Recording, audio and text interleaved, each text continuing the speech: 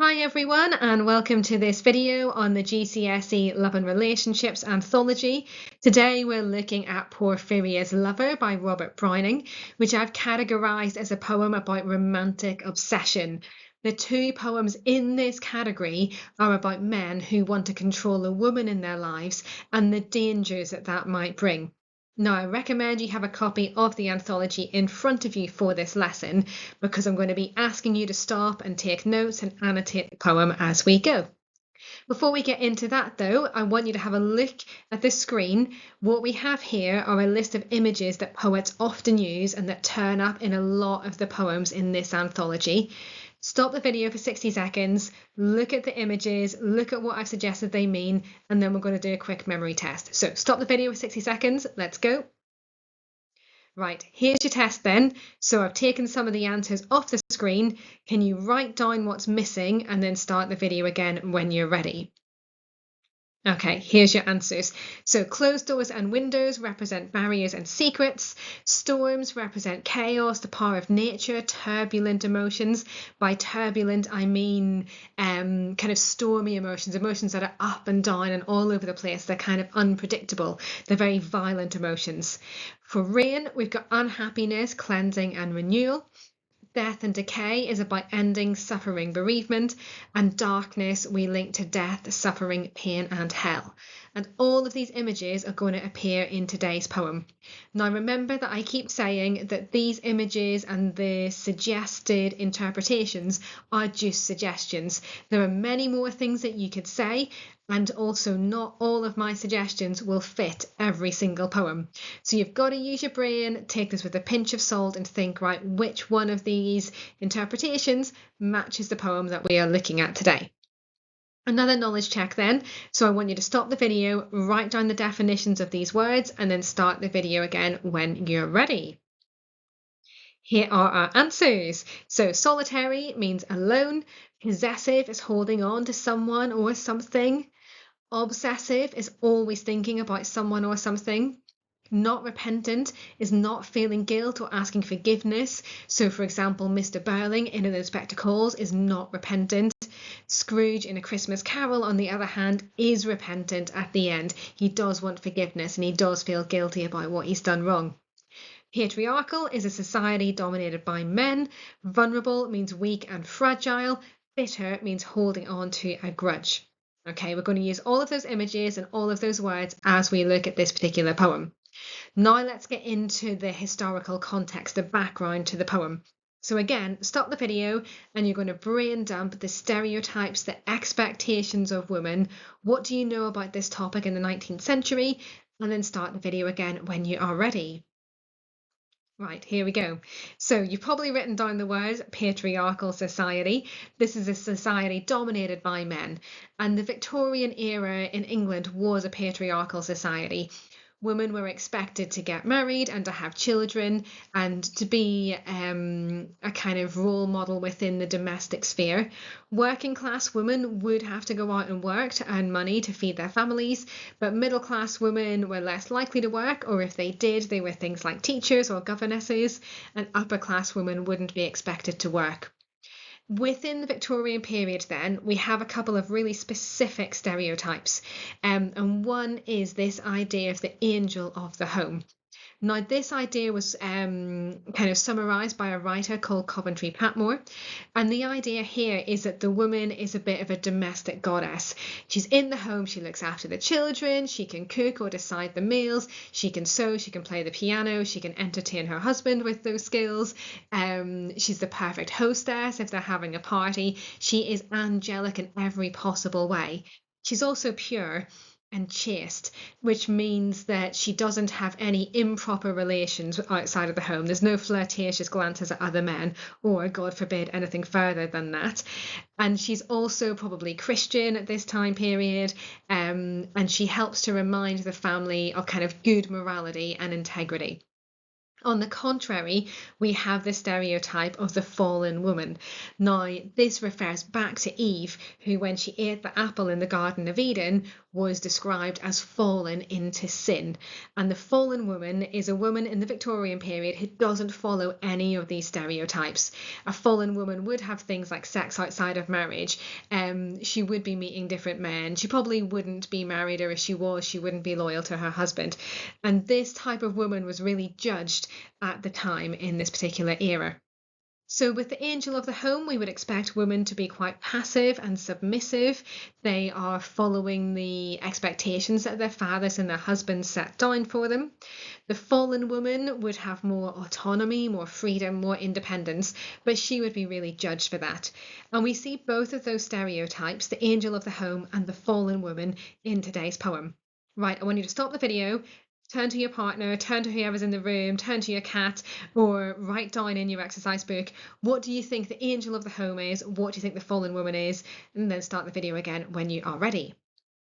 So, angel of the home, domestic goddess, a woman who's pure, who's perfect, who's loyal to her husband, who's moral in every possible way. And the fallen woman is a woman who doesn't follow these expectations, who probably has sex outside of marriage and is quite unconventional as a woman. Okay, within the poem then, we have what's called a dramatic monologue. Now, I want you to have a little think about what that word monologue might mean. I've highlighted in yellow the prefix mono to help you out with this. So mono means one. Monologue is to do with speaking. Like a dialogue, for example, would be multiple people speaking. So a monologue is one person speaking. A dramatic monologue is where one person acts out their speaking. It's like a speech that you might see in Macbeth or something like that. So we can summarize this as a poem in which a single narrator speaks to a listener. And in Porphyria's Lover, we have a murderer, sorry for the spoiler, we have a murderer who is speaking to a listener about the murder he's just committed. And this is interesting and connects with this idea of gender stereotypes because the narrator is male. And we only hear the male perspective in the poem. The female voice is totally silenced. So it's as if we have the patriarchal society embodied within the structure of the poem itself. Okay, if I were you, I'd pause the video and write down dramatic monologue and the definition in your anthology, and then start the video again when you're ready. Right, another brain dump for you. We will get to the poem eventually, I promise. But another brain dump before we get there. Social hierarchy. I've drawn a triangle with 3 sections on the screen to help you out with this one. So stop the video, literally take 2 minutes, see what you can remember about social hierarchy, and then start the video again when you are ready. Right, here we go. We have 3 sections, or 3 main sections of the social hierarchy. At the top, we have the upper classes. These are wealthy landowners. These people have a lot of money. They're very affluent. They employ servants. They have beautiful clothes, beautiful houses. They have a high level of autonomy. Women in the upper classes wouldn't work, but they'd be expected to marry well and to have children to carry on the family name. Think Gerald in Inspector Calls, he's from the upper class, and Sheila is marrying up into the upper classes. Now, the middle classes are a little bit less affluent, a little bit less wealthy. In here, instead of landowners, we're thinking doctors, lawyers, people with professional jobs that you need a university education for. Women in this social class probably wouldn't work, although if they did, they might be a teacher or a governess or something like that. But they would be expected to marry and have children. And then we have the working classes. Now, the working classes in the Victorian period would struggle to survive. They would be in labouring jobs, or they'd be servants. They'd be doing jobs that involve kind of manual physical work.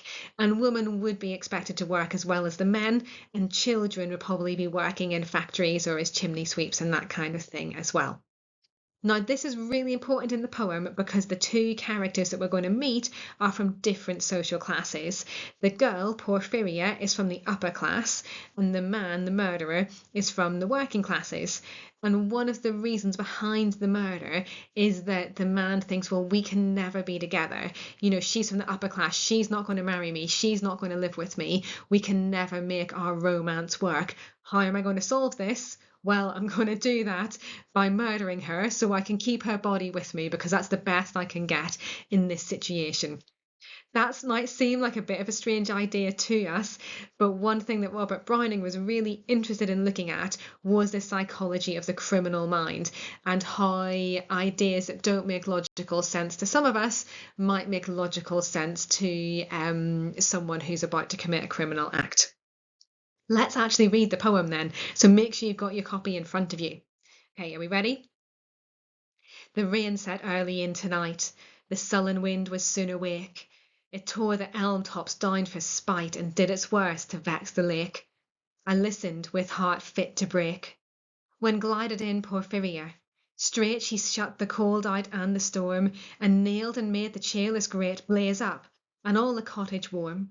Which done, she rose, and from her form withdrew the dripping cloak and shawl, and laid her soiled gloves by, untied her hat, and let the damp hair fall, and, last, she sat down by my side and called me. When no voice replied, she put my arm about her waist, and made her smooth white shoulder bare, and all her yellow hair displaced, and, stooping, made my cheek lie there, and spread over all her yellow hair, murmuring how she loved me. She, too weak for all her heart's endeavour to set its struggling passion free from pride, and vainer ties dissever, and give herself to me for ever.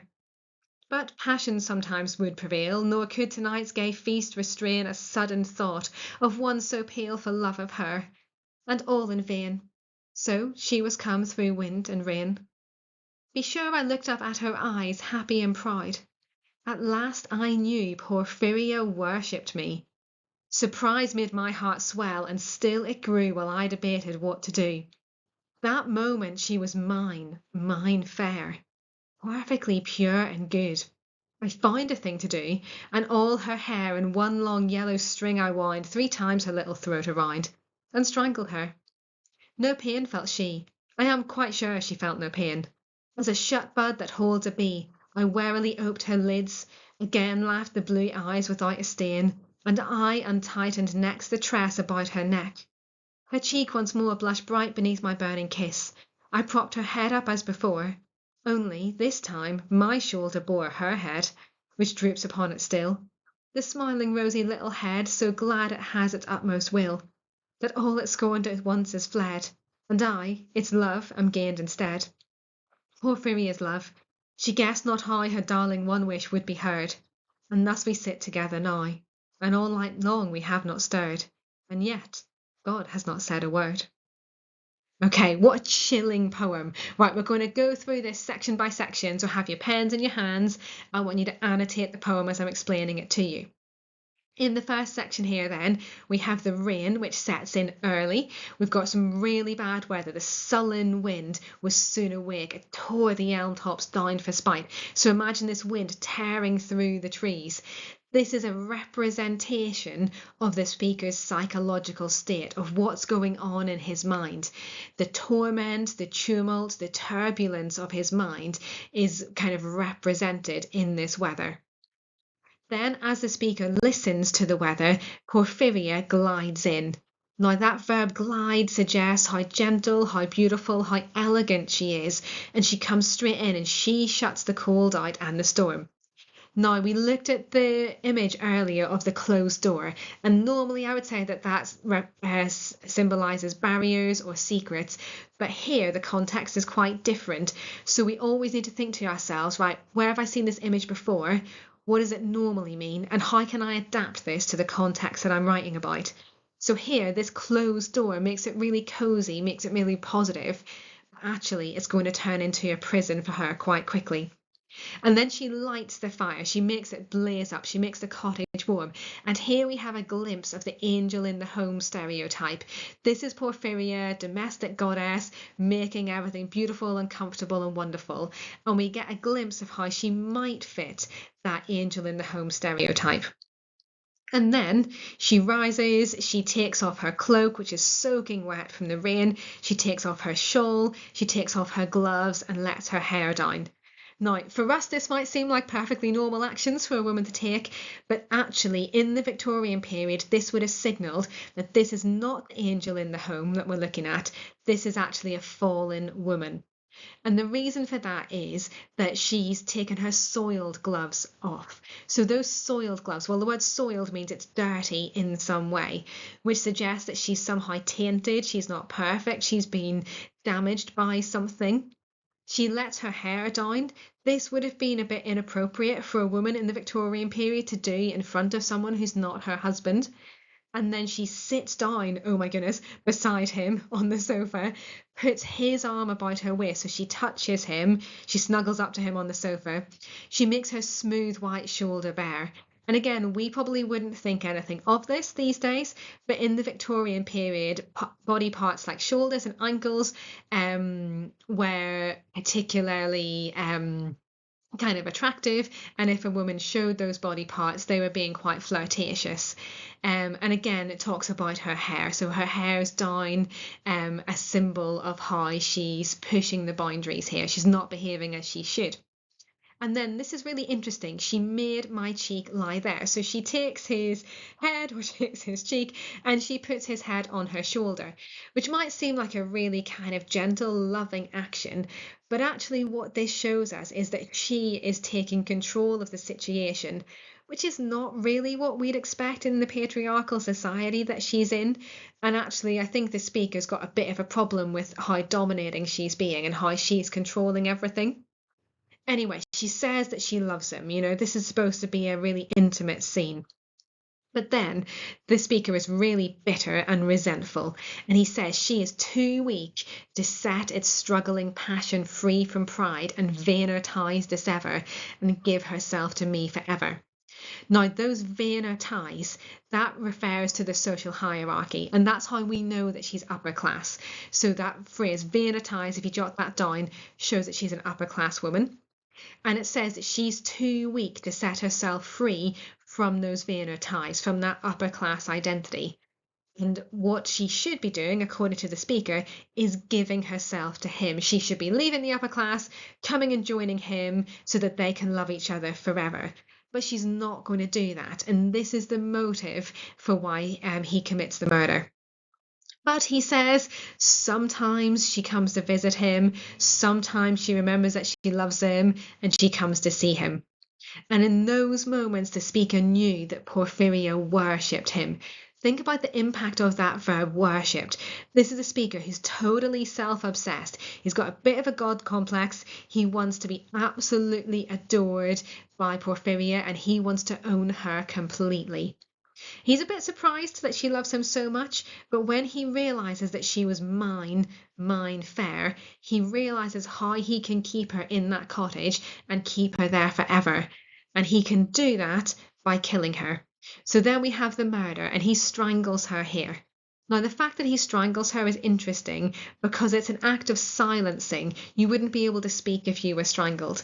So think about how the woman is silenced through the use of dramatic monologue. She has no voice, she's not able to speak. Think about how women are silenced in the Victorian period. Men often speak for them in many ways, and now this woman is silenced. And we see how deranged the speaker is here. He says no pain felt she. You know, of course she is going to have felt pain. But this just emphasizes the fact that she is silent, she can't speak. We don't hear her thoughts or hear her experience of this.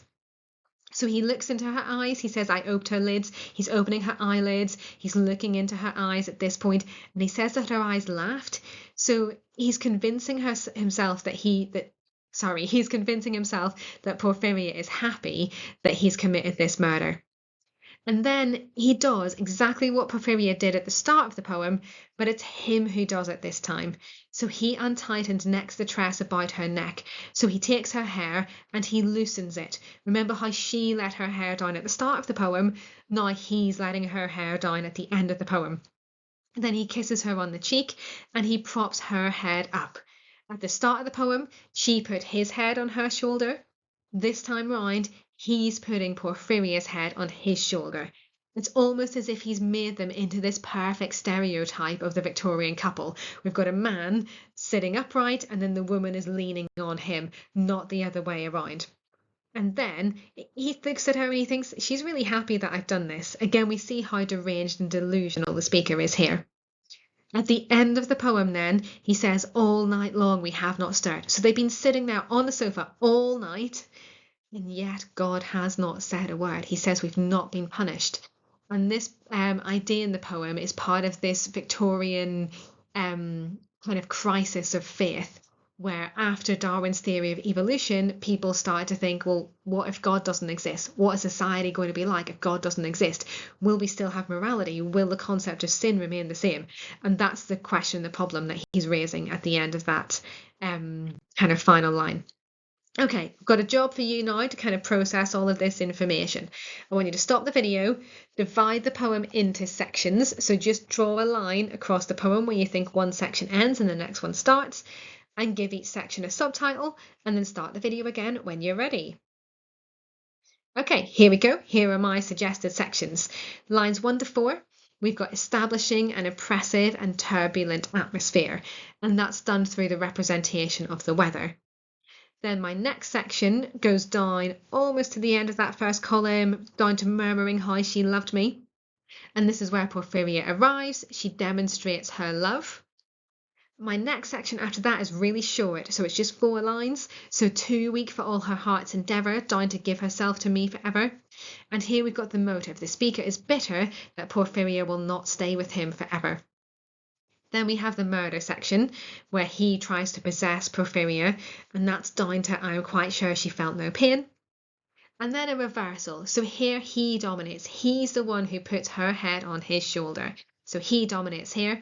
And at the end, we have no repentance. Remember that word repentance means to ask forgiveness or to feel guilt for something that you've done wrong. Well, we have none of that here. No repentance whatsoever. Okay, your next task, I want you to identify and annotate 5 verbs. Now, don't just pick the first 5 that you see, because there's loads of verbs in this poem. Pick the best 5 that you can find. Take about 3 minutes to do this, and then start the video again when you are ready. Okay, here's the verbs that I find. In yellow, I've got lots of verbs that I'm not going to talk about, and in green, I've got verbs that I am going to talk about. What I would say is that I may have made a couple of mistakes here, so I do apologise, but the green ones are the ones that are important. So at the start, so the wind tore is the verb, then we've got vex, the lake. Now those 2 words are about the weather. It's about how violent the weather is. To vex something means to make it really angry. So you can imagine the wind whipping up the surface of the lake and almost attacking the lake. But what I notice about both of these verbs is that they personify the weather, and it's also to do with the violence of the weather. And this is an externalization of the speaker's turbulent thoughts. Remember, the word turbulent means violent or unsettled, chaotic. Then the next thing I notice is the verb glided, so glided in Porphyria. This is to do with her perfection and her elegance, how wonderful she is. And then after that, the same verb is repeated 3 times. She nailed and made the cheerless great. She made her smooth white shoulder. She made my cheek lie there. And this repetition of that verb shows Porphyria's control. She is doing things. She is the active one at this point in the poem, and the speaker is just sitting there passively, not doing anything. Then we have the verb and give herself to me forever. And this is a real sense of irony here, because she's not giving anything. He's taking everything from her. At the top of the second column, I knew Porphyria worshipped me. What I notice about these verbs is a real sense of certainty and self-obsession that the speaker has. Then we have the verb that shows the murder. So I strangled her. We've got a silencing of the woman's voice that I've already spoken about. And then I propped her head up as before. My shoulder bore her head. Now these 2 verbs show that it's him who's doing the actions and she is passive. He is the one who's taking control. Okay, you might want to pause the video to give yourself a bit more time to jot down some notes there, and then start again when you're ready. Right, final task. I have given you lots and lots of information, so I want you to take some time to process it properly. So I've got the 7 words that we started with at the beginning of the lesson, and I want you to write a summary of the poem using all 7 words. And I put some sentence starters there just in case you need them. Okay, thank you very much, and check out the next video.